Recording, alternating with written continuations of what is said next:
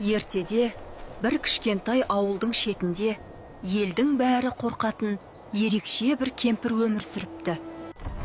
Бұл мыстан кемпір еді. Жасы үлкен болса да, айласы мен ақылы асқан жан болатын. Ол түрлі дәрілер қайнатып, сиқырды меңгеріп, жұмбақтарды жақсы көретін. Ауыл адамдары мыстан кемпірдің үйінің қасынан қорқып өтетін. Мыстан кемпір тек сиқыршы емес еді. Ол көпті көрген, өмірдің талай құпиясын білетін жан болатын. Мыстан кемпірдің өткір көзқарасы көп адамға тыныштық бермеді. Сол күні оны ауылдан қумақ болған бір топ батыр жолға шықты. Кеш батып келе жатты. Ауыл ерлері сыбырласып, ақырын қадаммен мыстан кемпірдің үй жағына бара жатты. Ауылдың шетіндегі сол бір үй. Жол да соған апарады. Жұрттың сыбыры да, күмәні де сол жерге тірелетін. Қараңғылық қоюлана бастады. Ауыл адамдары келе жатыр. Қадамдары сенімсіз, жүректері күмәнге толы еді. Мыстан кемпір қонақтардың келе жатқанын әлде қашан сезіп қойған еді.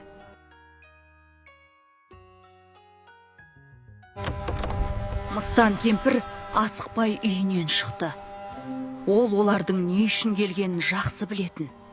Мыстан кемпір олардың әрқайсына қарап шықты. Оның бір ғана көзқарасының өзі адамның ішін толқытатын еді. Мыстан кемпір үйінің табалдырығында тұрып, оларға күле қарады. Ауыл адамдары бір-біріне қарап, сыбырласып тұрды. Ақыры біреуі алға шықты. Мыстан кемпір, бірақ ауылда адамдар сенен қорқады, сондықтан біз сені ауылдан кетсең дейміз.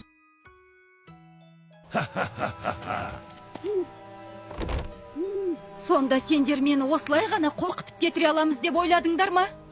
Мен сендерге бір ғана шарт қоямын. Жұмбағымды шешсеңдер, еркін кетесіңдер. Ал шеше алмасаңдар, өздерің білесіңдер. Онда тыңдаңдар. Менің жұмбағым бар. Өмірдің басы мен соңы менің қолымда, бірақ көрінбейді. Бұл не? Егер сендер менің жұмбағымды шешсеңдер, мен адамдарды енді қорқытпаймын. Ал егер жұмбағымды шеше алмасаңдар, осы ағаштың түбінде қаласыңдар. Мәңгіге. Жарайды, мыстан кемпір. Біз шарттарыңды қабылдаймыз. Егер жұмбағыңды шеше алмасақ, ағаштың түбінде қалуға да дайынбыз. Онда ойлануға дайын болыңдар. Жұмбағымды тағы бір рет тыңдаңдар. Өмірдің басы мен соңы менің қолымда, бірақ ол көзге көрінбейді. Айтыңдаршы, бұл не? Бұл не болуы мүмкін? Көрінбейді, бірақ бәрін билейді дейді. Өмірдің басы мен соңы. Күндер өтті, бірақ жұмбақтың жауабы табылмады. Уақыт өтіп жатты. Неше күн өтті? Ер адамдарымыз әлі оралмады ғой? Мыстан кемпір бірдеңе істеп қойған жоқ па? Егер олар әлі келмесе, демек бірдеңе болған. Мен барып, бәрін өзім көруім керек. Осылайша, кішкентай бала батыл шешім қабылдады. Жолға аттанды. Бала орманға тереңдей түсті. Қорқыныш бар еді, бірақ жүрегінде батылдық одан да күшті болды. Орман арасынан бала бір үйді көрді. Бұл мыстан кемпірдің үйі еді. Неге әлі жауап таппадыңдар? Осындай жүріспен мен мәңгі қалатын сияқтысыңдар. Ал мұның бәрін орман арасынан бір бала көріп тұр еді. О, бізге қонақ келген сияқты ғой. Жақында, батыл бала, бері кел. Жарайды, батыл бала. Ендеше сен менің жұмбағымды шешіп көр. Егер дұрыс жауап берсең, мен мына адамдарды босатамын. Тыңда, бала. Өмірдің басы мен соңы менің қолымда, бірақ көрінбейді. Бұл не? Бала ойланып қалды. Бұл жұмбақ жай жұмбақ емес еді. Оның артында үлкен мән жатыр.